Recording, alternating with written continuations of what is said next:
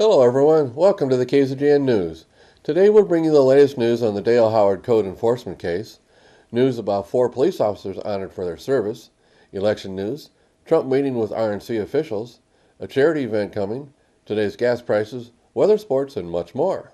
From the Rademacher Hills to Bee Mountain and the mighty Sierras, Ridgecrest to Inyokern and China Lake, this is your news for the Indian Wells Valley with the KZGN News crew.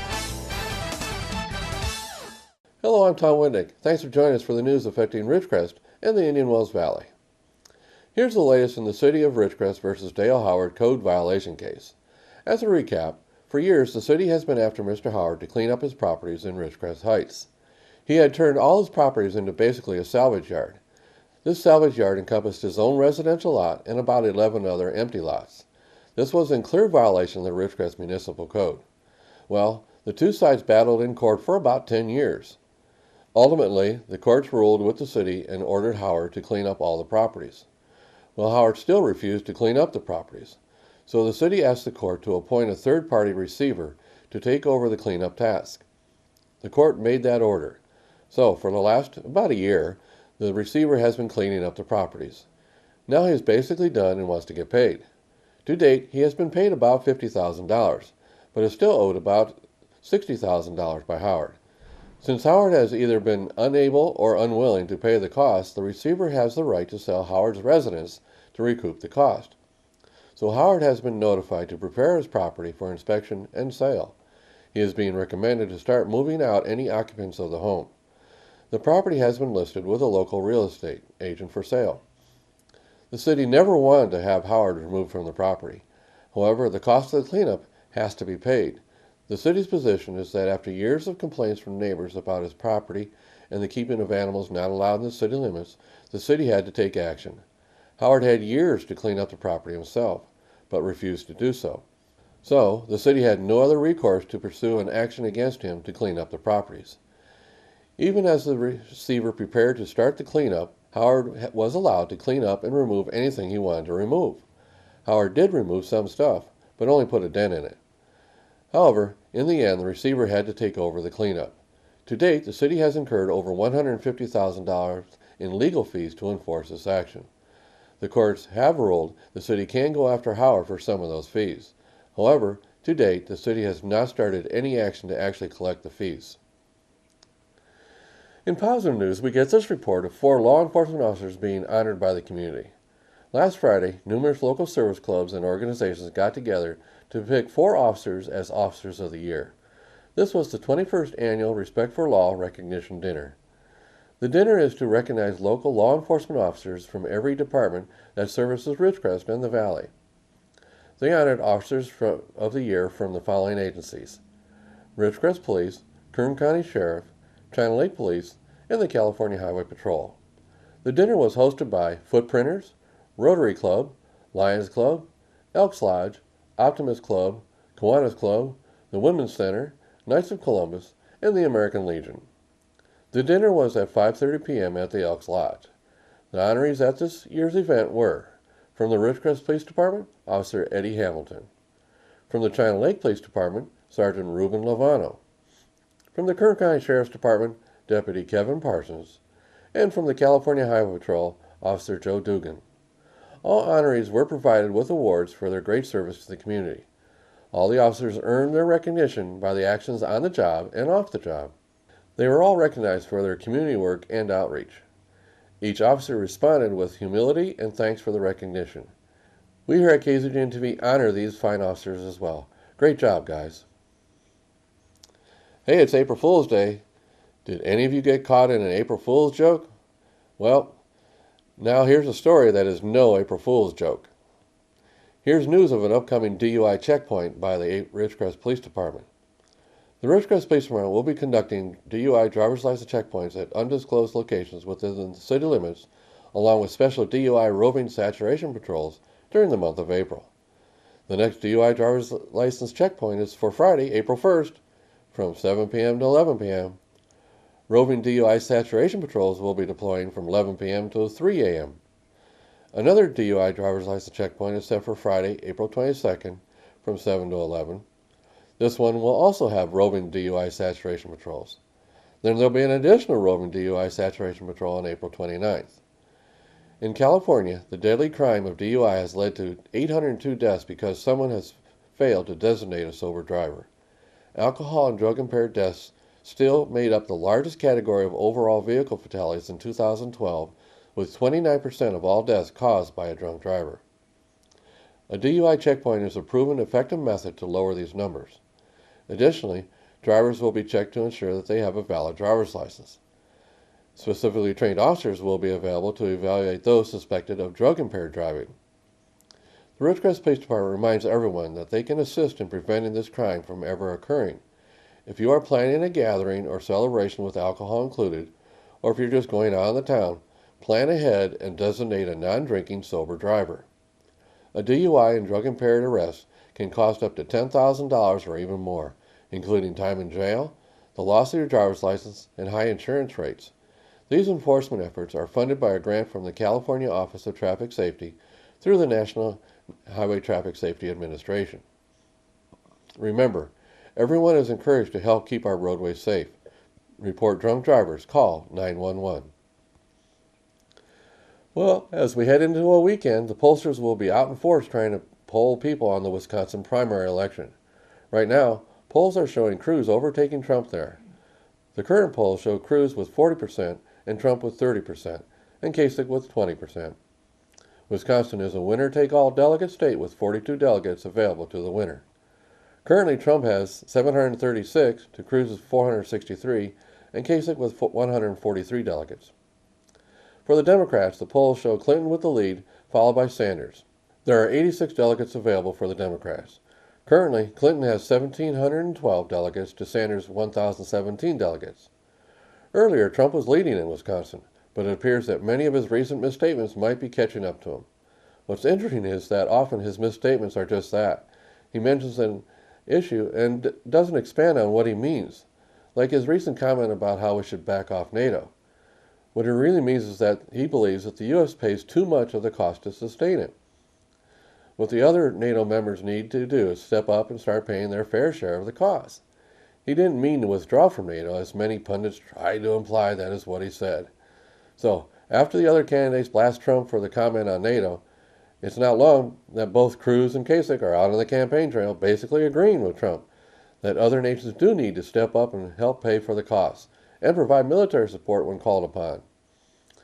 Trump's main point being the U.S. has had to pay and lead the effort all the time. It's now time for all NATO members to do their fair share. Trump has been challenged many times about how he plans on cutting the huge deficit. This is one of his reductions in U.S. spending. If we reduce the cost we pay to maintain NATO to a fair share, we can use that money to reduce the deficit. So while often his sound bites in the beginning sound kind of off the cuff, after further explanation they make sense, and even the other candidates often jump on the issue themselves. So that's the state of the campaign. Now stay with us for some other election news right after the break.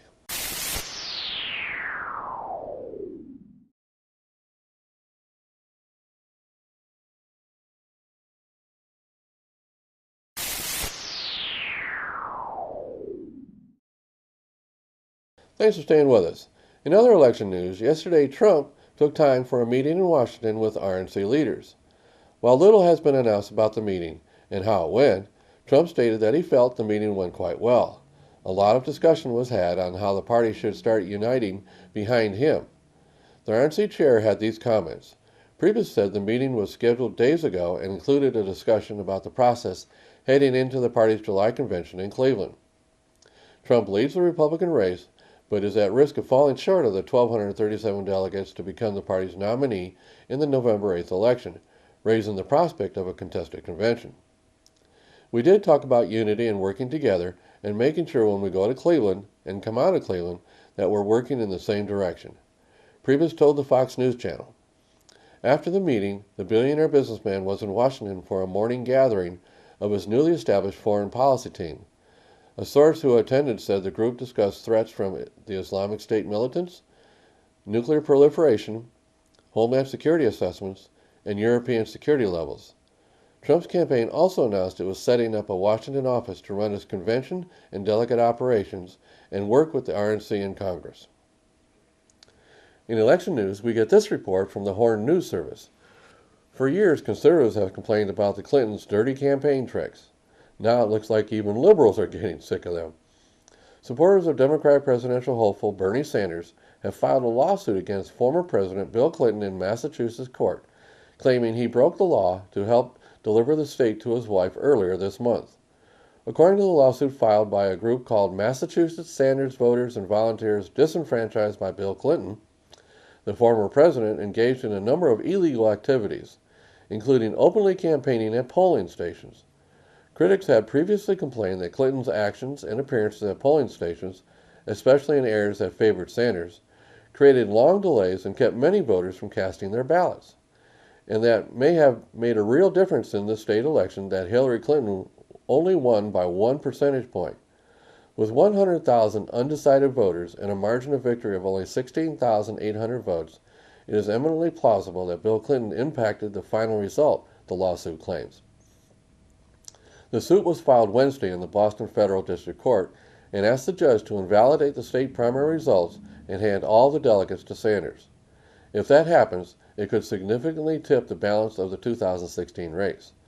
The lawsuit follows a petition calling for the arrest of Bill Clinton that has gotten more than 120,000 signatures. While Bill Clinton and the Clinton campaign are likely to fight the suit, it may prove a challenge. A draft of the suit appears to contain photos showing the former president doing much of what is alleged. And in city news, the Ridgecrest City Council meets next Wednesday at City Hall. This will be their first meeting in April. We'll have the details of the meeting next Monday, but you can put it on your calendar now, next Wednesday evening at 6 p.m. at City Hall. Now here's news about an upcoming charity event between Ridgecrest Police Department and James Monroe Junior High School. This will be a basketball game between the police officers and some students. It will be held at the Burroughs High School gym. Members of the Ridgecrest Police Department, through the Police Employees Association of Ridgecrest, will be participating in a charity fundraising event for the James Monroe Junior High School basketball program. The James Monroe varsity 8th grade team has challenged RPD to an official game of basketball in an effort to raise money for new uniforms.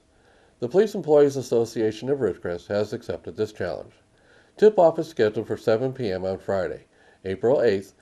Location for this event will be the Burroughs High School gym. Tickets will be $5 at the door. Beverages and snacks will be sold at the game. Please come out and support this event and the fundraising efforts of our local youth. This game will not disappoint. Again, the game will be next Friday, April 8th at Burroughs High School gym at 7 p.m. In news from the Ridgecrest Regional Hospital, they have announced volunteer opportunities at the hospital. Ridgecrest Regional Hospital is looking for energetic volunteers within the community. Their volunteers program offers a unique opportunity to gain valuable hospital workplace experience. So if you are looking for work experience or just wanting to get more involved in our community, the staff at the hospital works closely with you, providing you with the tools you need to volunteer. Right now they are looking for floor assistants, emergency department and urgent care lobby attendants, and porters. Call 760-499-3900 for more information. The hospital site studies that people that volunteer can improve their own lives by doing so. Volunteers get a sense of satisfaction and purpose that they might not now have. Volunteers are less likely to be depressed and may live longer. So if you want to be part of a win-win situation, volunteer now. Volunteer at Ridgecrest Regional Hospital.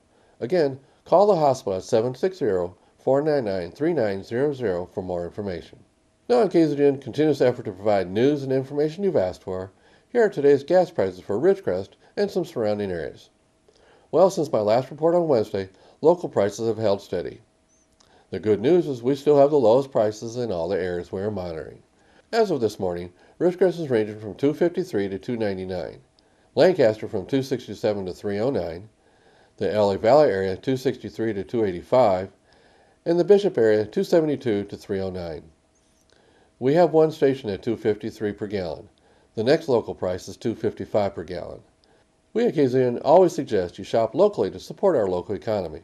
Remember, when you pay sales tax out of town, you're helping those cities pave their streets instead of here. Now stay with us for weather and sports when we come back.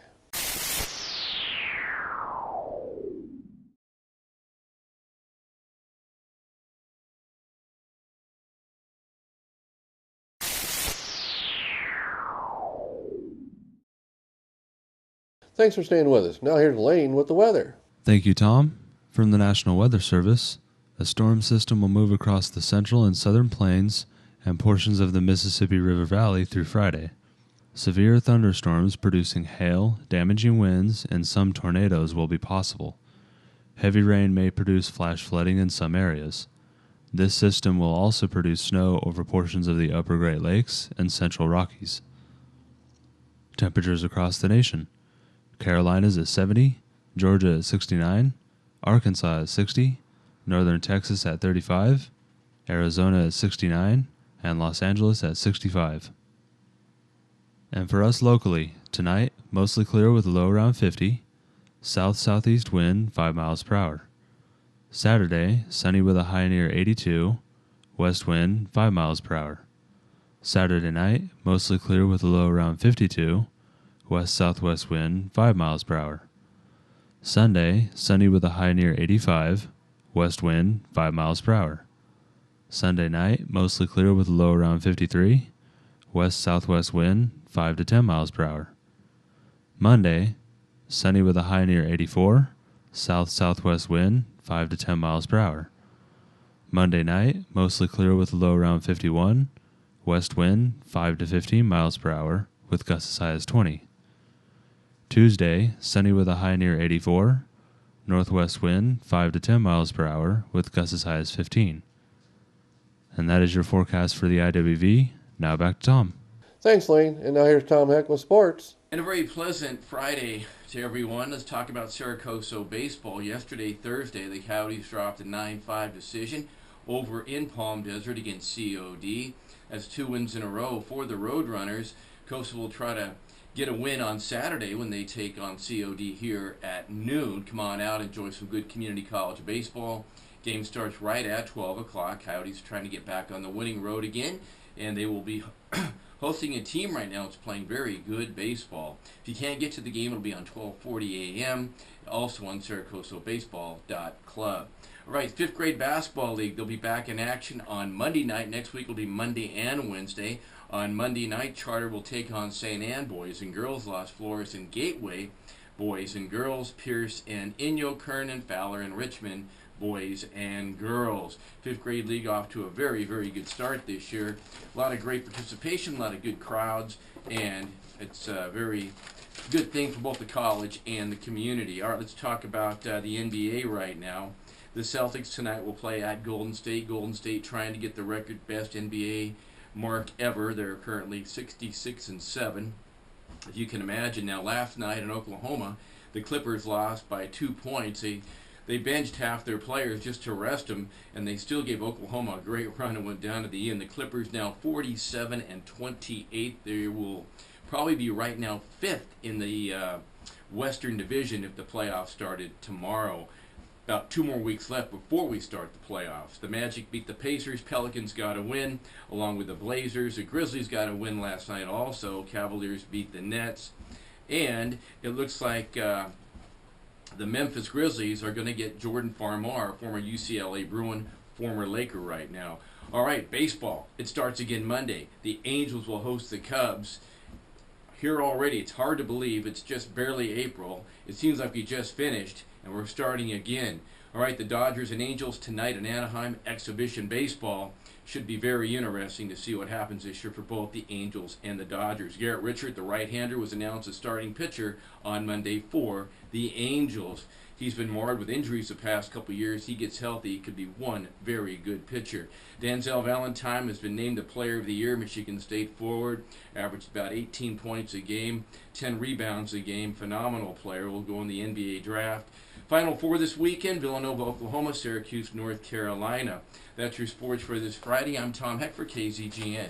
So that's the news for today. Also, KZGN-TV know you have a choice in what you watch for your news. We all thank you for choosing KZGN-TV, Ridgecrest's only locally owned community TV station. Now stay tuned for Ridgecrest Talk, coming up next.